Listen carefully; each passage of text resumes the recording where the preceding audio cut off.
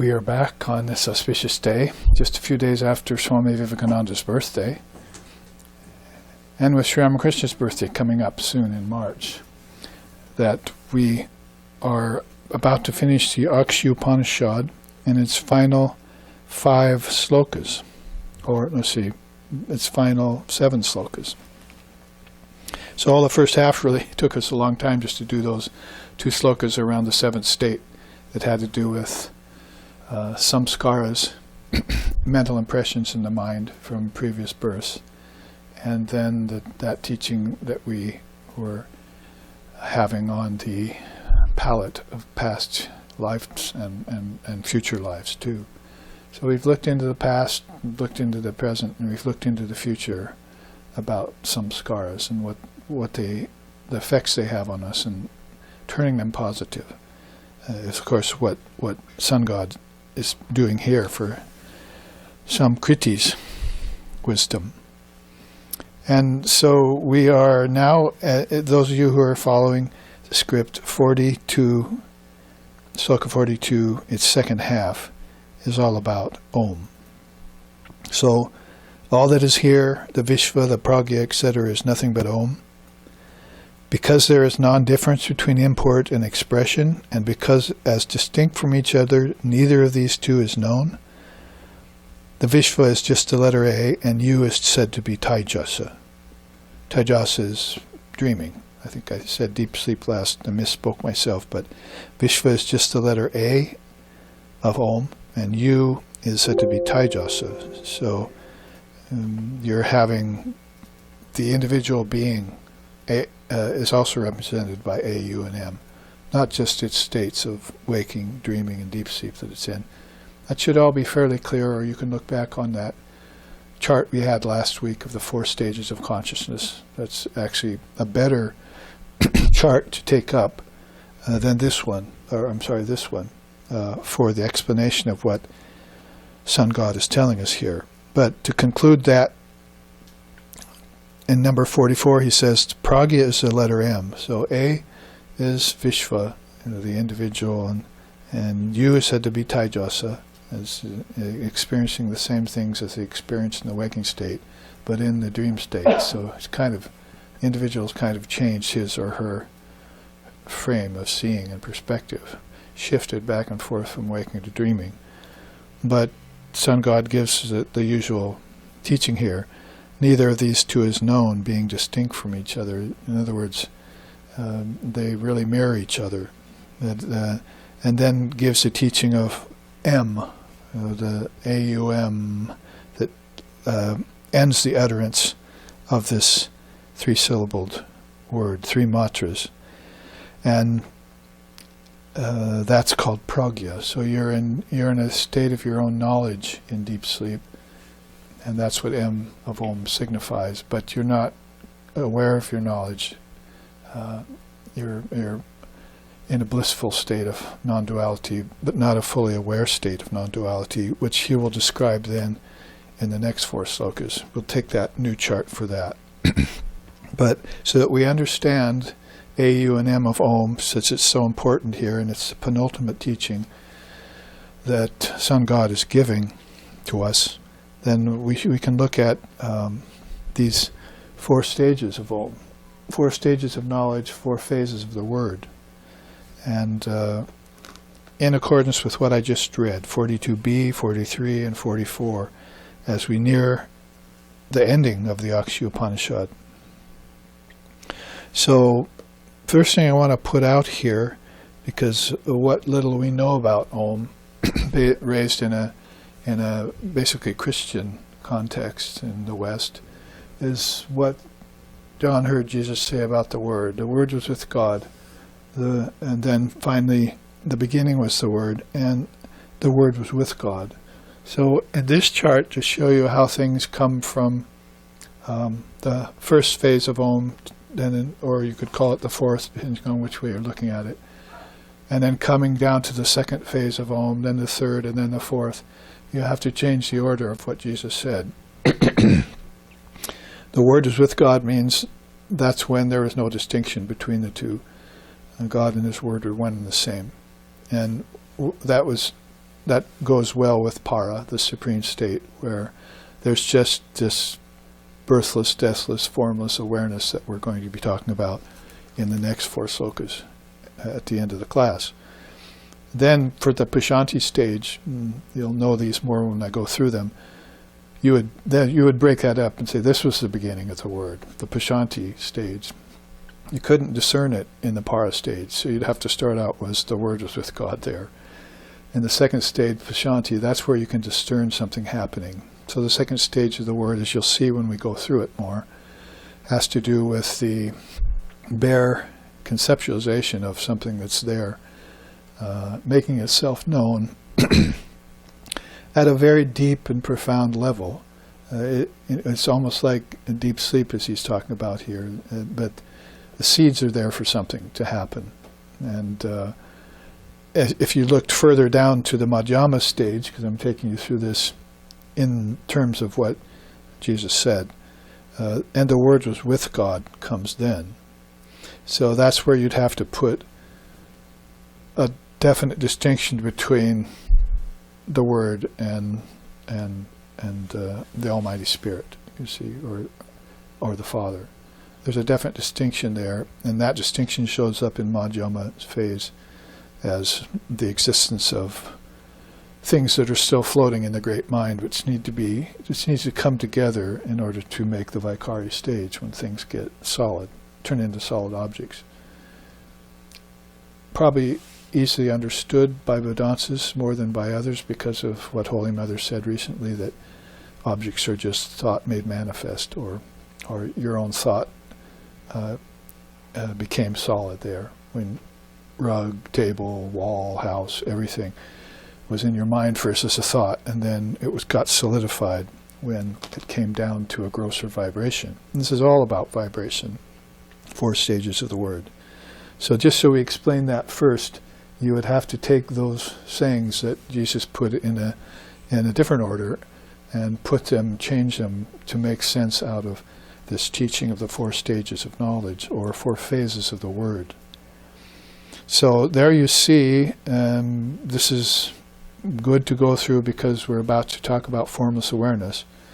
In fact, I usually do this from top down, and it's best to do it that way. So in that para state, so para, Pashanti, Madhyama, and Vaikari, those are the 3 Sanskrit words used for the word as it breaks into manifestation, turns solid, goes back. Just like, think of it again as non-dual, then all of a sudden deep sleep, then all of a sudden dream, then all of a sudden waking and back, just like you do every night when you move through these 3 stages of consciousness.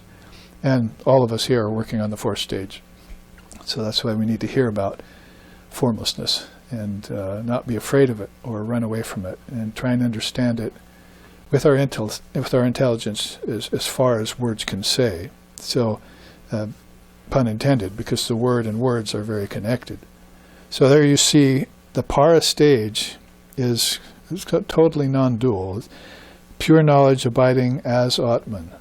So everything was taken in, and now it's just one homogeneous mass of pure conscious awareness, to quote a nice phrase from the scriptures of India. And it's called paravak, so it has a potential to be spoken or thought or uttered, but it's in a supreme state, so it's all been taken back. That's why the 4 Mahavakyas have become so popular, because they're just 2 or 3 words, a few syllables, that have to do with a qualified person's preparedness to hear that I am Brahman, or that thou art, or Brahman is pure conscious awareness, prajnanam Brahman. All of these great sayings are just, there are more of them, I think, in the Upanishads, but those particular 4 are very important. Tat Tvamasi, that thou art, is probably the most well-known one, and probably the I am Brahman, is probably also straight to the point. There is really no distinction between the individualized soul and the Supreme Soul are just really one thing when you take away all these various conditionings or coverings or layers or phases or stages. And that's what the being that's in non-dual awareness is going to see then. So you can't describe it, but you can infer it by teaching the stages. And that's what Sankriti calls here, discriminate with great effort and know this in order before samadhi sets in. So you don't want to be probably headed for a samadhi that sets in and stays with you until you know what's happening and how the self is, as we put it in terms of dissolution of the mind, how the mind's dissolving everything back into itself after it projected it, by its own power of sankalpa. This is, of course, mahasankalpa at the high level, or lila sankalpa, the ability to predict things and play with them without getting limited or bound by them. And then you see another description there. It's formless form of the Mahashakti, and also Purnahanta. It's the I in its fullness. It can't be any fuller than that. It's like Purnyata as compared to Shunyata. There's, it's just everything is there in a homogeneous state, as if there never were any divisions, because there actually not any. But hard to talk about, but it had the ability to cause divisions. I can't even think of a good analogy, but just maybe building a house from the roof down, if you could possibly do that. You have the roof, and then, I think I'm going to add the third floor, and you add that. Somehow it's floating up there. And then you add the second floor, and then you add the first floor. So none of those other floors really exist. They were just your projection. You just did them for fun. And you were always floating there on the highest level of everything. But then all of that is kind of contradictory, you might say, too, because where there's just one thing, there's no thinking of any other thing even. All thought has gone away, which is why we looked at the 4 levels of consciousness in that chart last week. So we can call that static, stationary, imperishable. There within the heart, where all the subtle nerve endings meet, abides the Atman, stationary, but becoming manifold. So it has the power to be its own self, stationary without moving, all pervasive. And all of a sudden it can produce things with the mind, the cosmic mind. And that's where it'll need time and space and form and name. Well, it's where all those things come into being, and that doesn't happen here until Madhyama phase. Everything's floating in an indeterminate state in the mind, and all of a sudden some congealing power, I wonder who that is, all of a sudden brings it all together into an actual world or an actual complete thought or complete sentence, so that an object can be formed out of it, an object like Earth, floating in space. Congealing power, that's all the Mahashakti. That's why we put her here early, Paravak. She's the essence of Shabda, it says. That's why words are so powerful and important. And the formless form, Mahashakti, is hers too, which I'll show you in this chart. You can see her coming out of formlessness in this image, you see. And so she's the formless form of everything, which exists at a 4th stage. And there's even a 5th stage, some being surmised. I think that covers Para as far as Om and its purity goes. So this is all about the word. It's got all the potential in it. It's at a totally homogeneous state right now because it's one with Brahman. In the beginning was the word, okay, that's origins. The word was with God, okay, that's what happened after origins. But the word was God, that's non-duality right there. There's no other thing, no distinction, no differentiation, no coverings happening, no conditionings, no sublations, no changes possible. It's all in potential. And as far as most people are concerned, that's like a deep sleep state, that potential. If they don't attain samadhi and know themselves, then they'll take things out of the deep sleep state and play with them again, and dream about them, conceptualize, and then turn them solid and play with them. This is why one of the states we looked at with the 7 states of yoga early on meant, here's where he gets rid of conceptualization, right? Here's where he gets rid of imagining. Doesn't want to do that anymore. It could even be risky. Or neither extinguished or non-extinguished, we just had in the last half. Just not one of my favorite ones on the Ashtavakra Samhita is it's just too much trouble to open and close the eyes anymore. It just wants to sit, either all closed, all open, or half gazed, doesn't matter. Too much trouble. Early on it said he becomes extremely exhausted. Doesn't sound like a seer to me, does it? It doesn't have tamas anymore. So looking inwards, even when attending on outer things, he appears always indrawn, being extremely exhausted concerning the world, parens. So that's at the end of the 5th stage of yoga, that happens to him. Pashanti then, if we move along here, so make sure we have enough time for it all, is transcendence. So what did we call para? Stationary, static, and imperishable. It's a Kanda Satchidananda, you want to put it that way.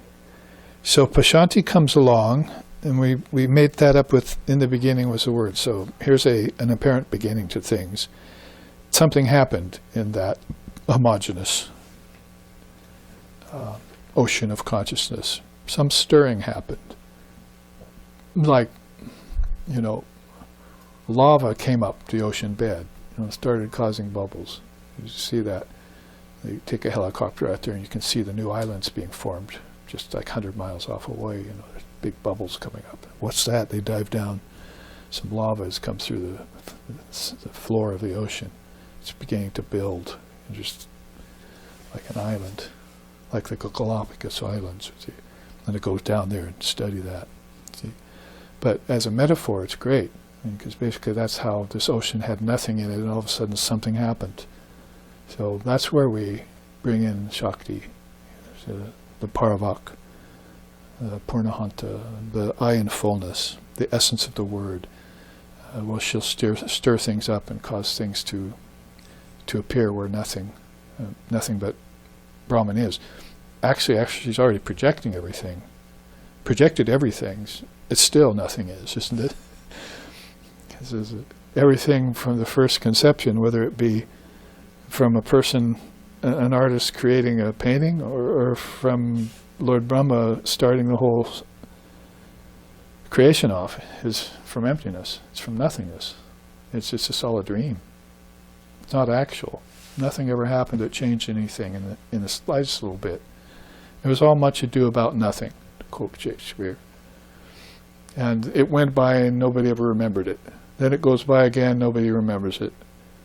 Long, long cycles of times, of beginning, middles, and ends, but nobody decides that I'm not going to go on that ride anymore, except those who realize pure conscious awareness. So we'll call that transcendence, because it's still the cohesiveness. She hasn't gotten around to bringing it together to her positive ends. You see, she's going to let it all float in there, sort of like your meditations. So it's intelligence on the plane of pure ideas. It's everything in potential.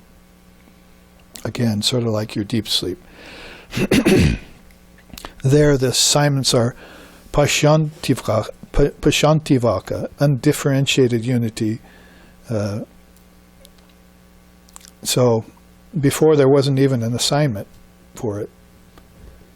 Now we're beginning to determine it by some kind of great word. Undifferentiated unity. It's still in unity and it's undifferentiated. So how do we determine what's happening there? So that's where Shabda or Svota, they call it, or subtle sound, or Shakti force is beginning to kick in. And there you see all the bijams I put there and arranged in the Om sign for a kind of key or clue. And that's the potential for manifestation. But it's still a vibration at a very pure level. Sort of say maybe you're a great soul and you're in a high meditation, and all of a sudden you wanted to rest, you were a great bird and you wanted to rest on a tree. So now there's the tree, there's the branch, I'm sitting, see? And you come down out of a great meditation and you have this pure vibration you're in still. So it's sort of like Sri Ramakrishna coming out of Nirvikalpa Samadhi and not being able to recognize anyone, not even Narayan or his wife, anyone. Just like, who are you again? Mother, where have you brought me? So you know he'd been somewhere that was beyond name and form, as he said, a bird flying in the Mahakasha, which, by the way, is a sixth Akasha that we'll look at soon. But that's defined by words like nirvana, nirvikalpa, nirbija. It's all near. Everything has been made extinct except you, the real you.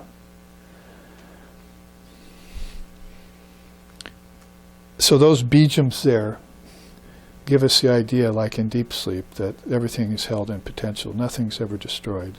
So along with, in the beginning was the Word is God, the Word was with God, and along with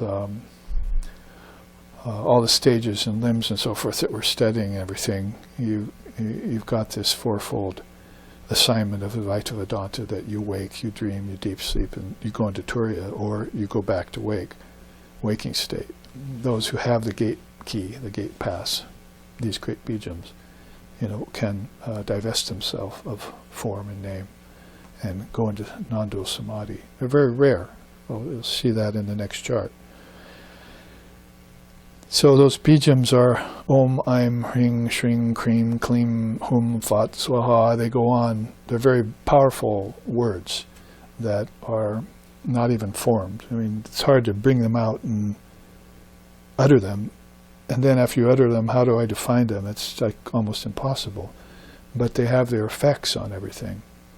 And that's why we are able to, due to the scriptures, understand a little bit what Om is about, or what Hrim is about.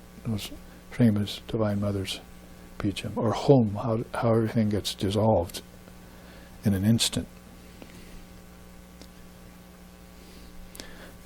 So there's where, is one way of saying when the Pashanti stage comes and it's headed for something, it's formless form again as we looked at it. So it's headed for something that's more concrete. And it's still in the realm of intelligence and thoughts, so that's very important to know, because after this all goes away, you still have your intelligence and your thought. And you can utilize those. In fact, people do utilize that to bring form back, even unbeknownst to themselves. So that kind of bridges on Madhyama, the third stage. And the Word is with God. So here, finally, thank God, we have the Word with God. It means that these bijams have become something that we can benefit from and produce various things to support us at this intermediate level. So we call it intermediary, and it's thought vibration and all its contents. It's good we just looked at samskaras, because those are complexes of thoughts. Sometimes they even turn into skandhas, samskara skandhas, like collections of things that make this big complex inside the mind. Like I have a chart on a bucket of rusty nails. See that I show sometimes, to show a really bad samskara in somebody's mind, that all the elements just got fused together by the rainwater of ignorance into this solid mass of rusty metal that you'd have to take a hammer to get apart. So that's a good example of negative samskara in a person's mind who is suffering all these problems that we looked at in this earlier chart, these negative samskaras. Problem of everywhere they go they want to dominate, or everywhere they go they're just not awake, or everywhere they go they're attached to things and not independent of them, until it just becomes a life of worldliness. It becomes a chronic disease, as Ramakrishna said. So, to keep you with some sort of line going through everything, because there was Jesus' words, and how do we line them up? Look again, static, stationary, imperishable, to potential for manifestation, pure vibration, down to thought, concept, sound, and meaning. So here's 4 things. You could probably add a few other in there that I think are there too. I've actually meditated on that before, but the concept has to be there, and the thought will follow it, and the sound has to be there, and the meaning has to be there. So now you're talking about words with meanings and how they sound. And the shabda that was up here, which is the mother of all sounds, is now, and the bijams that appeared in Shanti, in the Pashanti state, are now beginning to take an actual part and role in the formation of words and worlds, both. So now you know where the solidifying power of everything comes from, and how it can also be transcended and dissolved. So you have, the dissolving, the absorbing, and then you have the congealing.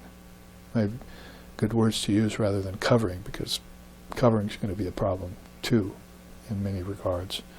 But the congealing isn't necessarily a problem. This is just a play of the intelligence to be able to do this through taking meanings, word, sound, and concept and fusing them somehow. See, that's how the origin of everything comes into being. Even objects here are if you were to take them apart and think they were just made of vibrating particles, physical particles, you'd miss the fact that they're actually made of your thought, and your thought used those things to bring them, to congeal them. So it's all, everything is intelligence to the jnani, and everything is just objects of pleasure to the ajnani. To the vijnani, no mind, no matter. I mean, basically, why even go there?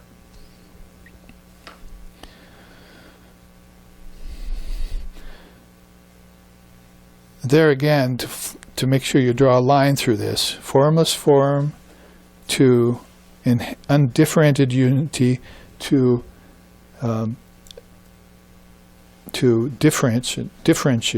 differentiated unity at Madhyama. So it went from Paravak to Pashyantivak to Madhyamavak. So I'm putting in all the teachings in an order like this to try and to bring different elements of teachings of different darshanas of India to bear upon this view of the word we're trying to comprehend. But I think the most important thing, other than non-duality, of course, is this stage of Madhyama where this is what brings everything together: meaning, sound, and words. And it's called the potential for manifestation. And if it's done masterfully, like it's done by the Trinity, for instance, then you've got worlds of very, very fine, high intelligence and bliss and so forth, and non-binding worlds, like from heart chakra up. You see. But if it's not done masterfully, I mean, go back to your palette of future births, maybe erase all those and put, what you painted in an ignorant birth there on all those palettes, you see, on all those picture frames, you see. What would it look like if I changed that chart to all the ignorant things that I did to create a world of suffering for myself and others? So this is pure. You see. It should be kept pure. And then, the seers won't object to it.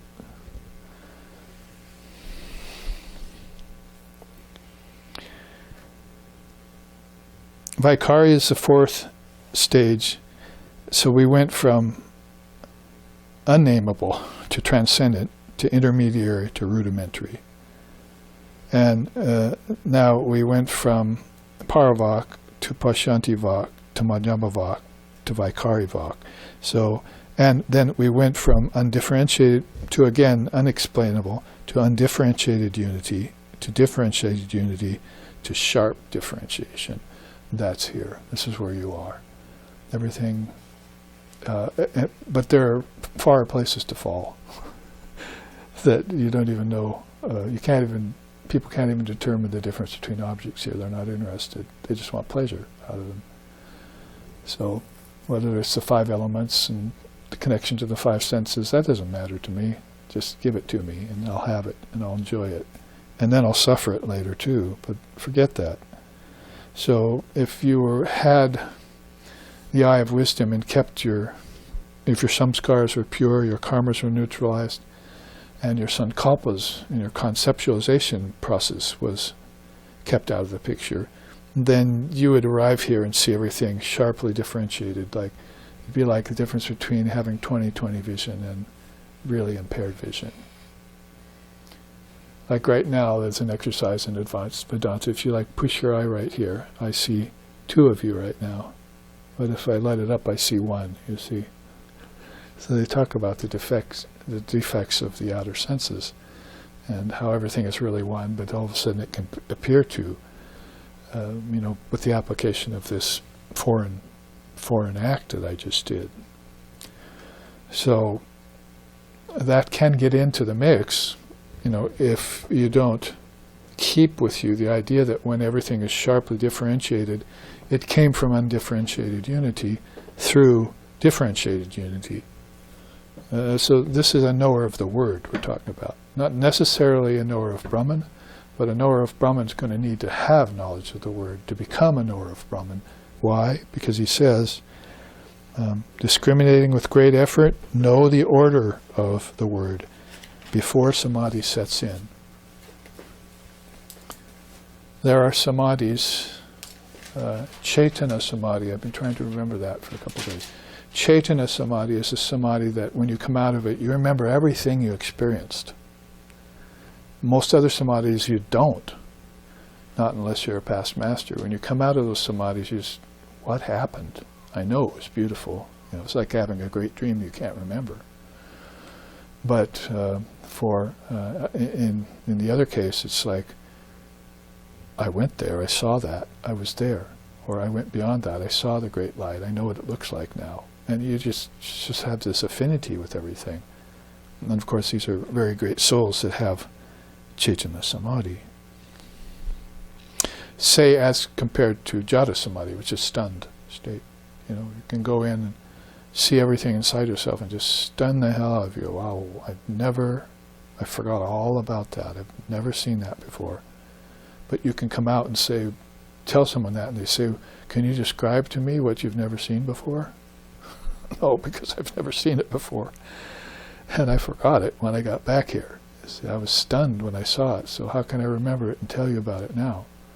Now, all samadhis kind of have that effect to them on the mind. And they take mind away.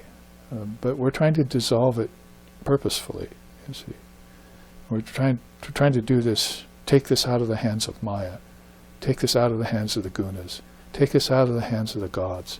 And definitely take it out of the hands of our ancestors and our family. To have this experience for ourselves and be free. Because then only can you go from place to place. All of these 4 stages have to do with worlds or of differentiation and undifferentiated unity and so forth. I'll show you that in a minute. There you see it called dhvani, or gross sound, or speech. Unfortunately, if you just stayed there, okay, I came out of Madhyama and I know what thought, meaning, sound, and concept conjoined are. I'm going to tell you about that. If you just left it there, you'd be speaking dharma. Like Sri Ramakrishna not being able to hear the talk of worldly people. It burns my ears to hear what they say. I can't be around them. So don't feel bad if you feel that way. You're supposed to remain in solitude. And that's what they said, you see. And you're supposed to keep away from the company of men. That's what he said in the Gita. And you're supposed to have love of lonely study. That's what he said. See, in the Ramayana. So all these things, you're in good you're in good non-company. You see, if you can be in good company, then that can be a bad thing. But try and be in good non-company. Live alone. Even with your others, live alone. You have to have a husband and wife are best together when they each have their own understanding, not when they're dependent upon each other for it. I'm talking about the best case scenario as compared to maybe second best. Because everyone needs friends in high places and everyone needs a hand up at times. So, again, following the trail, you went from inexplicable to intelligence at the plane of pure ideas. Then thought vibration as contents, as concepts, and then knowledge made manifest. Just how Holy Mother said. So I'm trying to take you back many times to follow the 4 or 5 descriptions that fill out your understanding of the 4 phases of the word, which are just 4 stages of knowledge too in this system. There are actually 7 stages of knowledge in Vashishta's system. But so you're coming down there and you get to what? Knowledge made manifest. So who said anything about Maya? See? Who said anything about ignorance? Who said anything about suffering? Where did that work into it? You see, what's the matter with you? Do you hear the word that's coming out of my lips? Not the words that are coming out of my lip, but the word. The words are all in the word. And you dissolve those back into the mind, and then into the intellect, and then into the ego, and then into the witness. You might as well just make a superimposition over this and just show how the human being is returning to the path. And the illumined soul is doing that every time he dies. See? So-called. We've gone through this several times. We try and take it apart each year, and I think each time we have a little bit more to say about it and increase our understanding about it as our own understanding grows. But here you see some quotes about the word. The mother word is the essence of Brahman. As Aksham, the imperishable. Well, there's a nice quote for us.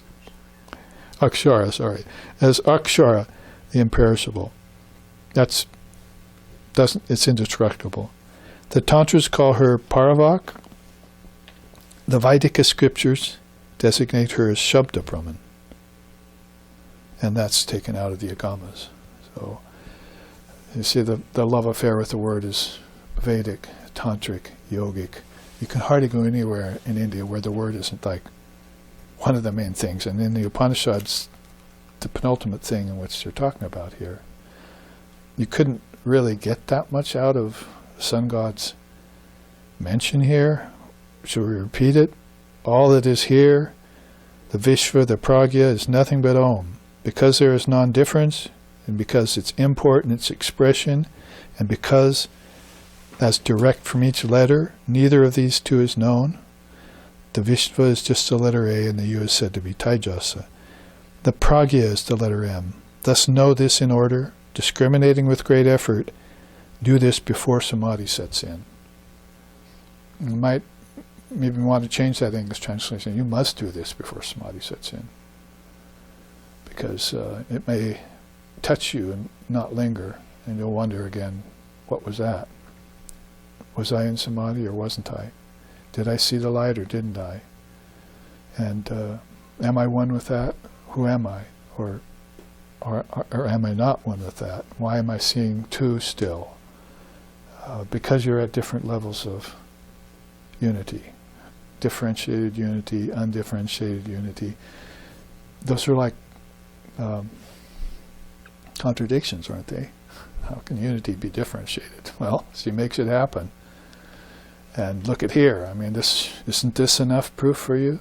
To see how you have the feeling of oneness here, but the many is on all sides of you. The many is seeping into the cracks in your sleeping consciousness tonight.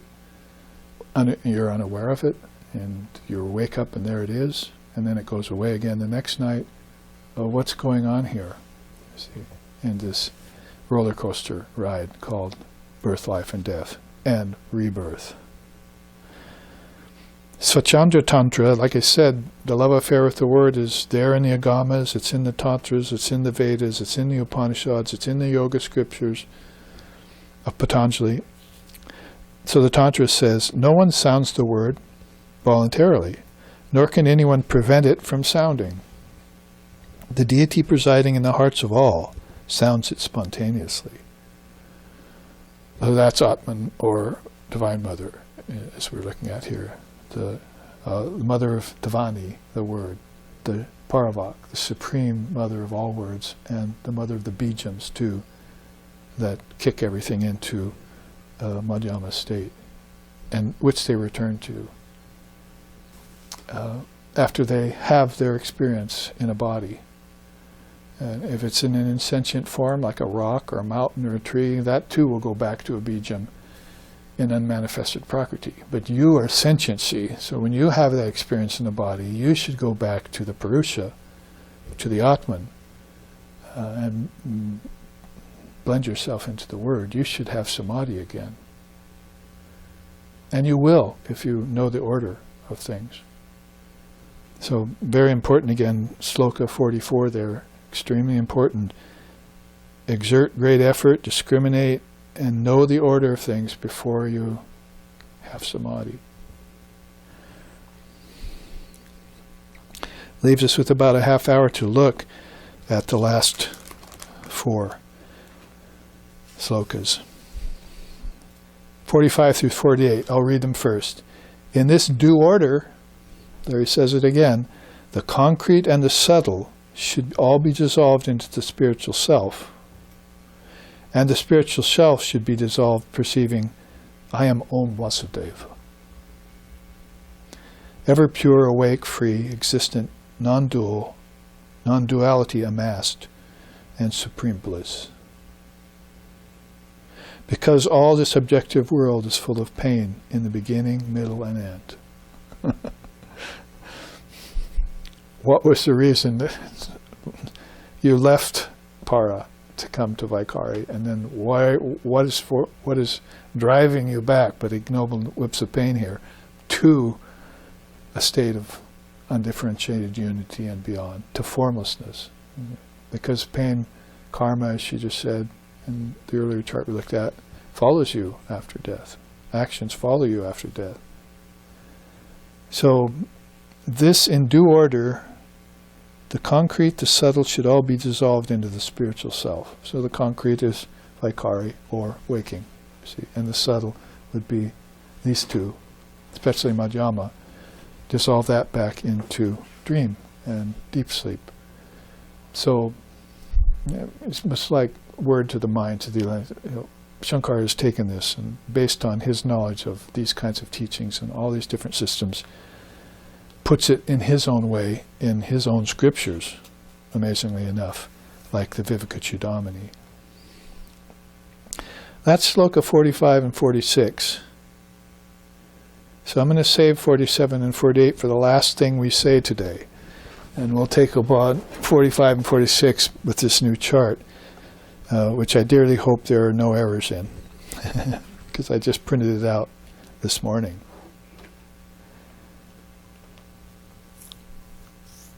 So what is I am Om Vasudeva?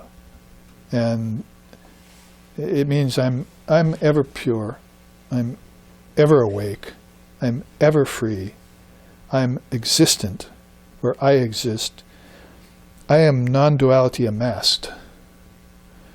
Like, Om Drishyam Pratitam Pravilapayam Sun, as is said. See, consciousness is an indeterminate mass of pure conscious awareness. So, with statements like that, that's all they could say of the most ultimate kind. Go to the Bijams to find out anything deeper. And therefore, all of this should be dissolved into the spiritual self. And the spiritual self should be involved into this final statement. I am Om. I am Om Vasudeva. Then I will know all of these things. So now we have the Sun God finally addressing the essence of non-duality here, like saving it for the end, to the last two slokas, you see, and setting it up with the stages of Om and how they apply to you in your 4 states of consciousness. Perfect Advaita Vedanta way. Purely Advaita Vedanta here. And with the aid of Tantras and Agamas and Yoga, that also loves that penultimate stage called the Word. That's the matrix for everything after Brahman. That's the cause of things. That's in the beginning. That's the Word. There was Brahman you can't say that about. There's no beginning for Brahman. But that word that got uttered, that was in potential in Brahman, that Shakti brought out, that got uttered, and that started everything moving. And so you keep the non-dual Brahman yourself completely sentient and free as it always is, and see everything else as a vibration.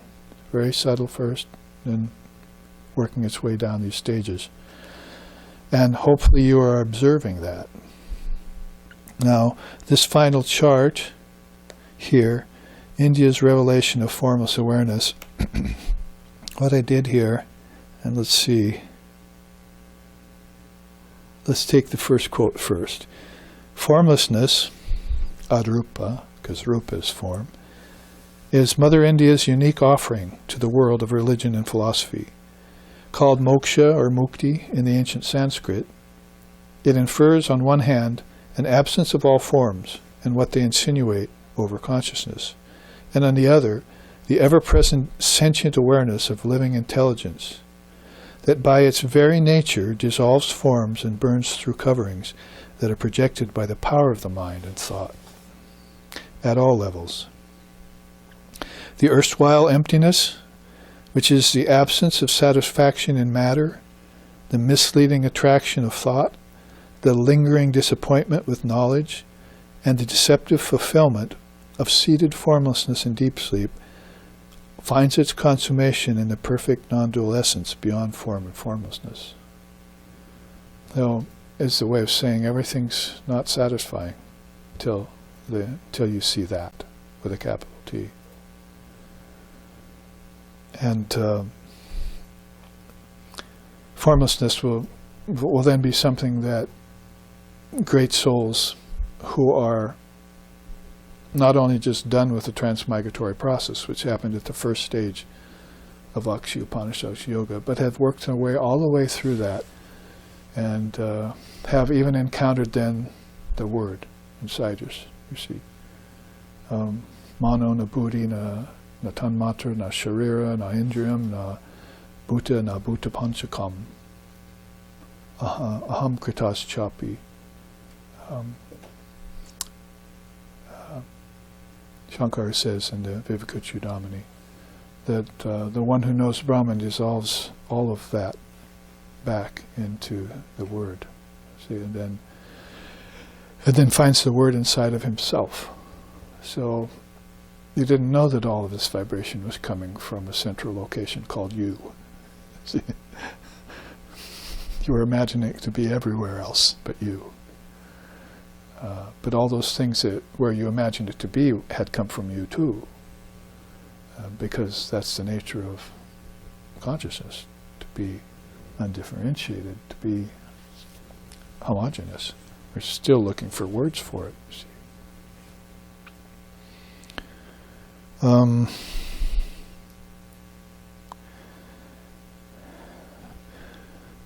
So let's start at the bottom real quickly. I put this into these phases: physical plane, subtle plane, causal plane, transcendental plane, and ultimate plane. And these are all working your way inward through different systems of India. At the physical plane, you have what's called, we call it the material realm. We also call it waking state, Jagrat. We also call it Burloka, the world of things, of beings, of physical things. We also call it Annamaya Kosha. We also call it the Bhutakasha, the space where physical things reside. Here we have the Karmendriyas and the Pancha Mahabhutas, the 5 active senses and the 5 elements, air, earth, fire, water, and ether, in a gross form. Here we have Jambudvipa, which is a name of 7 worlds. This is the lowest one. And then here we have the Muladhara Chakra, for most beings. Rise up a plane, that's the subtle plane then. And all of this follows in order, exactly what was put there in the at the next level. So at the subtle plane, whereas we called physical plane matter or gross vibration, and the subtle plane, which is really our dreams, our dreams tonight, we call that thought or subtle vibration. It's the conceptual realm, which goes hand in hand with concepts. It's called heaven. It'd be nice if more people knew that heaven was in their mind, not up in space or something. It's called the dreaming state, svapna, whereas below it was called jagrat, the waking state, jagrat. It's called svarloka and bhuvarloka. So it was burloka before. And I don't want to give it all away because I'm thinking chakras right now, but basically Burloka, Bhuvarloka, Svarloka, and then you get to Janaloka, Maharloka, Tapaloka, and Brahmaloka. Those are the 7 lokas, or inner worlds. Swamiji was said to preside over Brahmaloka, the highest world.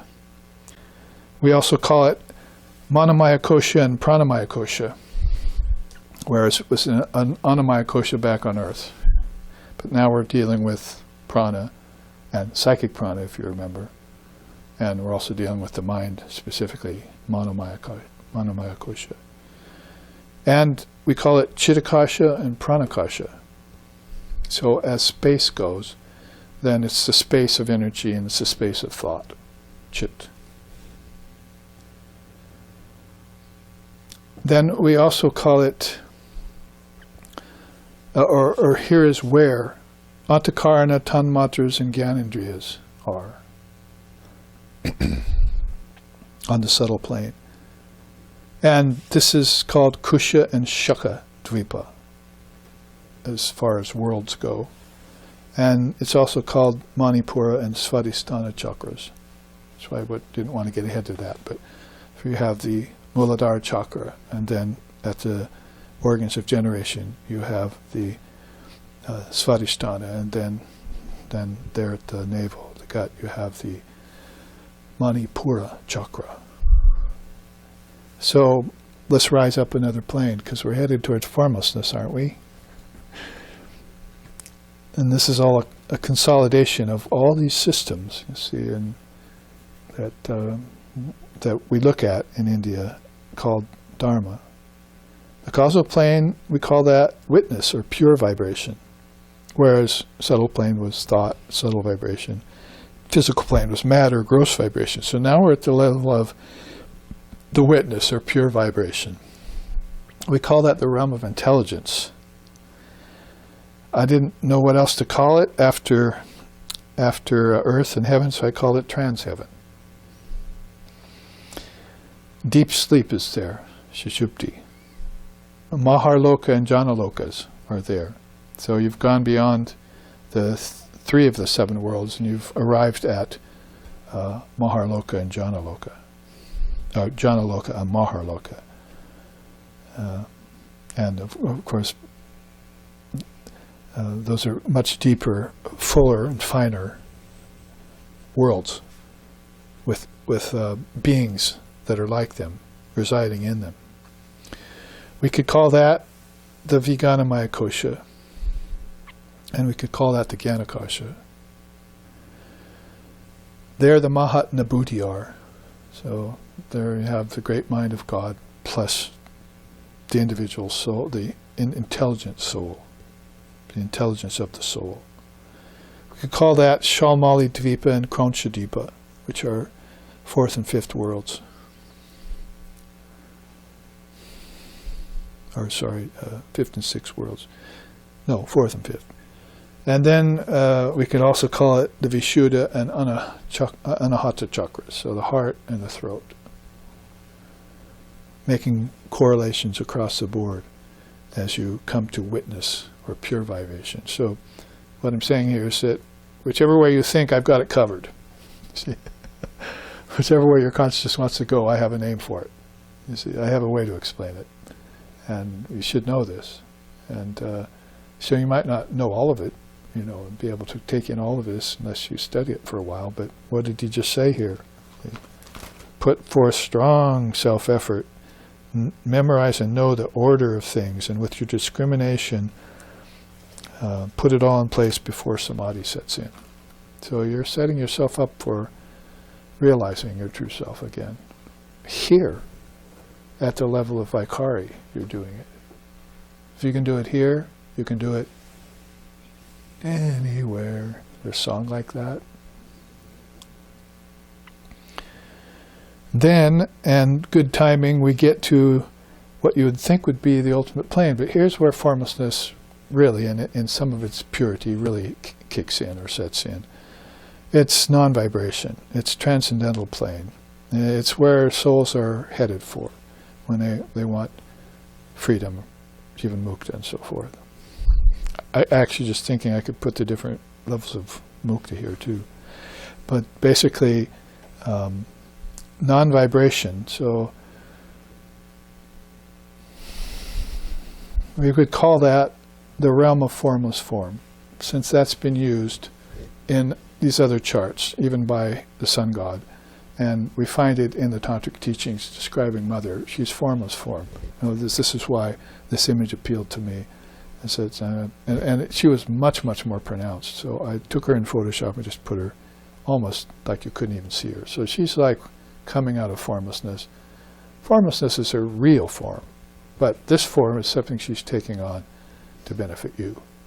Because somehow you have to have that desire to see her, feel her, touch her, and to have her in form. But she's always like beckoning you back. And this is Mother Kali. This is Sri Ramakrishna's ideal. It's not other goddesses we're talking about here. She's specific to him and specific to formlessness. So she's coming out of formlessness is what I mean to say by this, as far as words and images can tell. We also, so we call it the realm of formless form. It's as far as abode. If you want to look at the 12 spandhas of Shaivism, that's almost as high as you can get. Like Vivekananda saying, as far as the final form that the mind can conceive of. That's it. After that, poof. So almost the doorway saying, would you want to go to formlessness now? Oh, you uncovered me. Or her. See, now ask me what you want.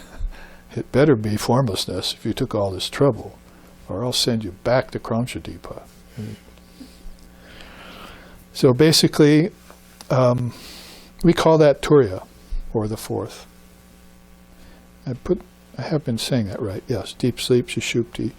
And so now this is following the 4 stages of Advaita. So now you're beyond deep sleep. You're in Turiya, the fourth. Also corresponds with Brahmaloka and Taparloka. So now we finish up these lokas, 7 lokas. And it's also corresponding with your Anandamaya kosha. Now when I'm putting the koshas here, I mean in a cosmic sense, not just in an individual sense. Like, oh, I have my body, Anamaya kosha. I have my prana, my own energy. No, I mean basically we're using the koshas in a cosmic sense, because God has koshas too. In fact, when we get there, we'll call it the Atmamaya kosha in his case, or her case, or that case. So Brahmaloka, Taparloka, and the Anandamaya kosha in the cosmic sense. Chidakasha is there. Notice the change that we like to bring forth. People are confused between Chit Akasha and Chid Akasha, but I found Sri Ramakrishna's teachings and others making a definite distinction between the two. So you really should be saying Sat Chid Ananda if you want to refer to the highest being, not Sat Chit Ananda. They allow it to slip. It's okay. We know what you mean, kind of thing. But there is a definite distinction between Chit, thought, and Chid, consciousness. So there's where we would find that, the Chit Akasha, as compared to what? All these other Akashas that we just transcended when we shifted vibration of the word towards formlessness. And Purusha and Prakriti are there in their seed forms. Also, we call that Pushkar Dvipa, and just below it, Plaksadipa. And we also align that with this Agya Chakra. So formlessness happens here. That's why when you concentrate in the heart, that's Ishvara, devotion, bhakti, love, whole amounts of other things. And here you can talk about it in the right way. And here, you pretty much shut up. See, so goodbye everyone now. I'm gone and gone forever, as Buddha said. I'm shifting from this chakra to this chakra. So this is pretty much non-vibration, transcendental plane. And that's how I'm trying to describe it to you. That leads us to formlessness, with 13 minutes left to explain it. Can it be done? We call this the ultimate plane. And so superconscious awareness was a term that I had to borrow from Sri Aurobindo. Beyond non-vibration, what is that? It's non-dual awareness. It's not formless form anymore. It's where she went when she went to her abode. So that's not the realm of formless form anymore. That's, no distinction anymore. That's non-dual awareness. Could have put a lot of words there. Nirvana, Nirvikalpa, Sampragyata, Satori, so forth. It's the realm of homogeneity, which is the only thing I could think of to call it, because I had to have an assignment for a realm, like we did on the other four. And it's Turyatita, a teaching that doesn't give out that much. You have waking, dreaming, deep sleep, and Turya, right? So what's beyond Turya? Turyatita. Atita means beyond, transcended. So that's a way to think about it. I think what we're trying to say here is that it's not an empty void with nothing happening. Boy, did you get that wrong. It's like the thing with a capital T. We'll get to that in a second. Atmamaya Kosha is the only way that they describe it. God has a sheath too. Formlessness has a kind of sheath too, and it can make itself known through that sheath. So you probably don't hear about that. You've heard about the other koshas, 5 of them. But here's a 6th one for you to ponder. It's in the scriptures. Mahakasha is one of my favorite ways of putting it in terms of space.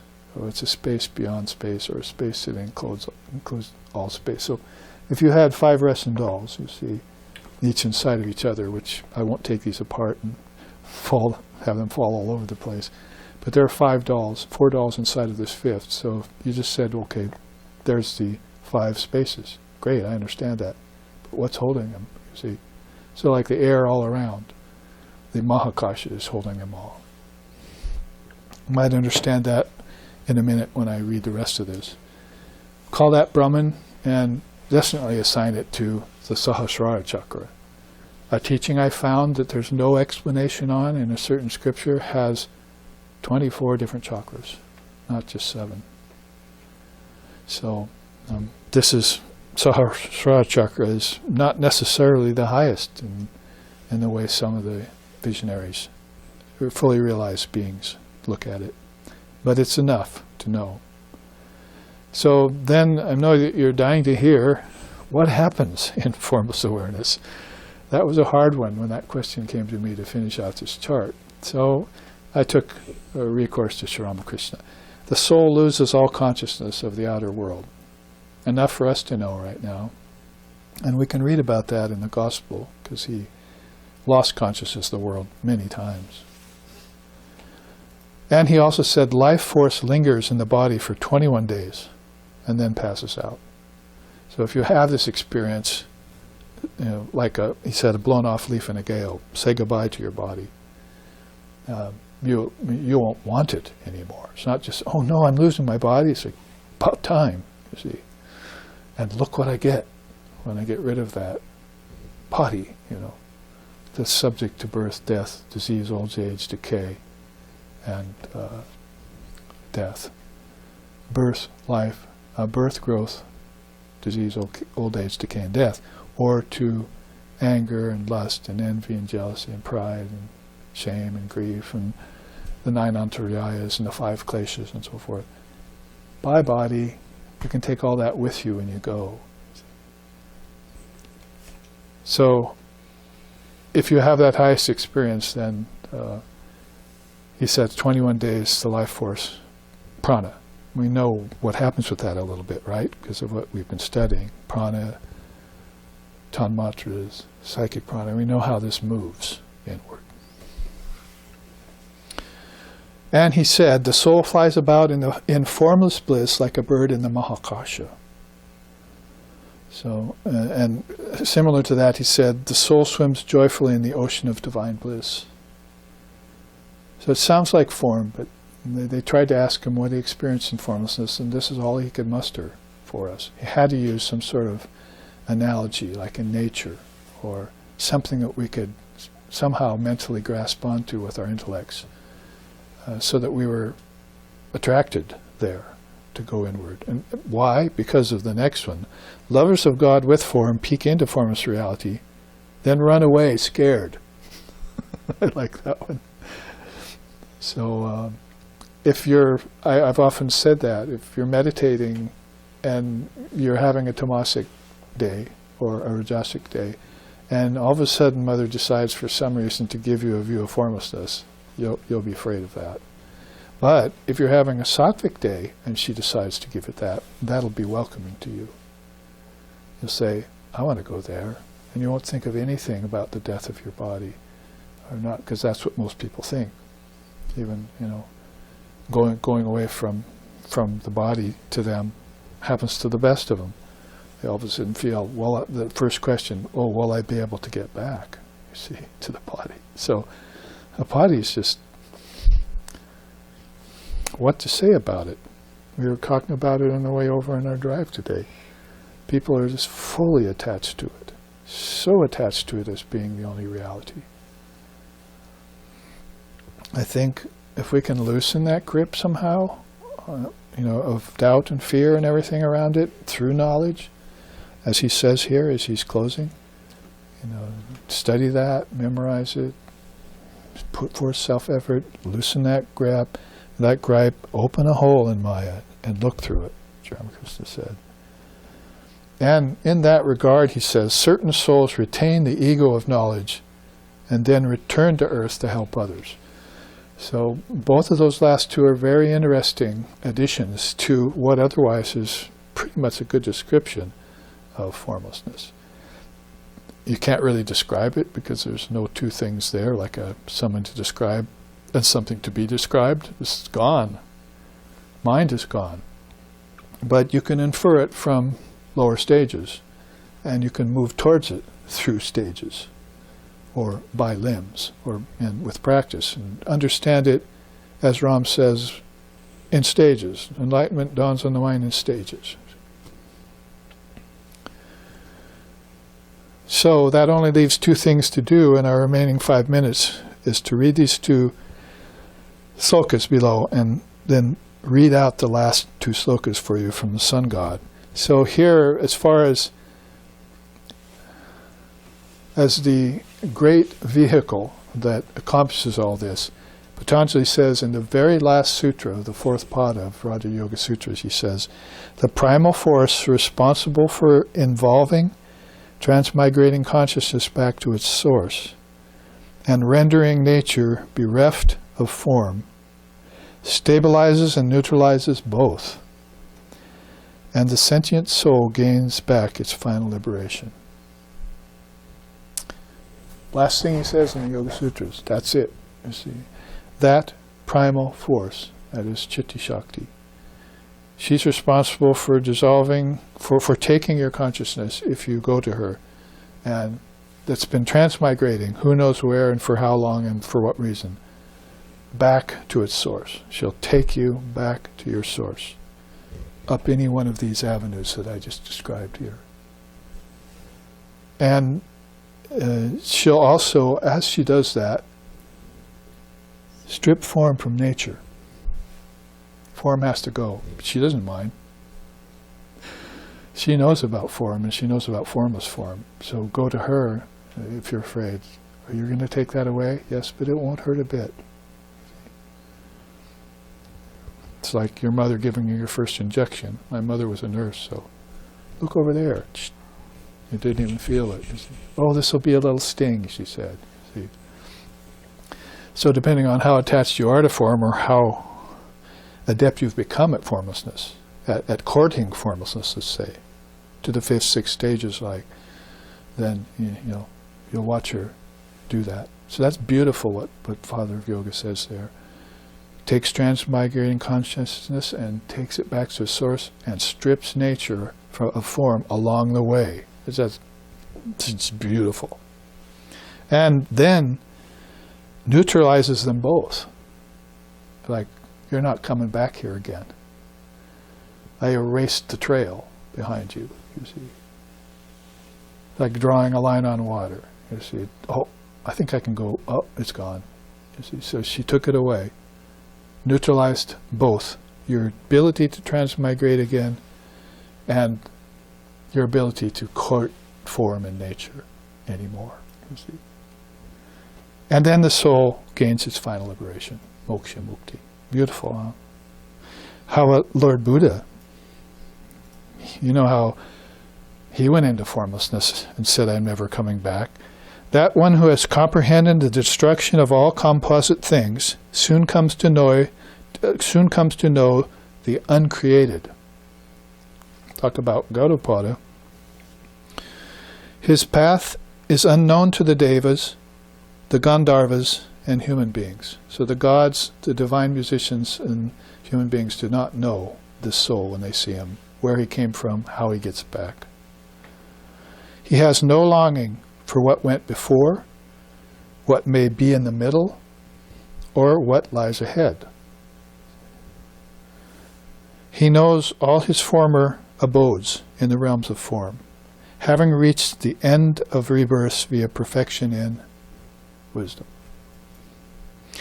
That one, steeped in formlessness, I call Brahman. Right out of the Dhammapada, the earliest Buddhist scripture.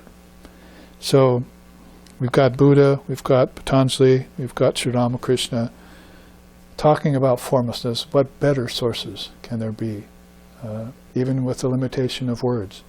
But as long as we know the word and how everything can involve back to its source. After this evolution that's been taken all the way down to stark differentiation, how it can all be taken back by the soul's abidance in its own true nature, maybe with a little help from the Divine Mother of the universe along the way. So I hope you've liked this very quick first journey through a brand new chart on a very abstruse subject. And I hope it helps you dissolve everything back into formlessness, even for a moment, even for a meditation. And therefore, to finish the Akshi Upanishad after all these years, we've been spent, I don't know how long, how many years? Early 2018, if not 2017 late. Maybe 2017 we took it up. It's how long it's taken us. Partially blame that on COVID, because we haven't been able to take it up in Portland like we wanted to at the ashram there. But let's read the final two slokas, those final two things that Surya Narayan, sun god, tells to Samkriti before he comes out of this beautiful darshan with him and returns to his body. Therefore, thou sinless one, renouncing everything, be devoted to truth alone. Think, I am Brahman, solid intelligence and bliss, free from impurity, holy, lifted above mind and words, beyond the darkness of ignorance, beyond all appearances. This is the supreme and secret doctrine.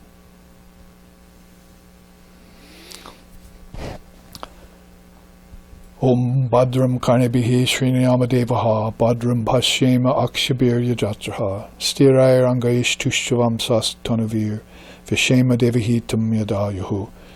May we see with these eyes what is good and spiritual, hear with these ears what is noble and uplifting, and may we, while worshipping the Lord and Mother of the universe with healthy minds and bodies, live a life which is beneficial to ourselves and to all other beings. Om peace, peace, peace. May peace be unto us, may peace be unto all. Om Hari Om.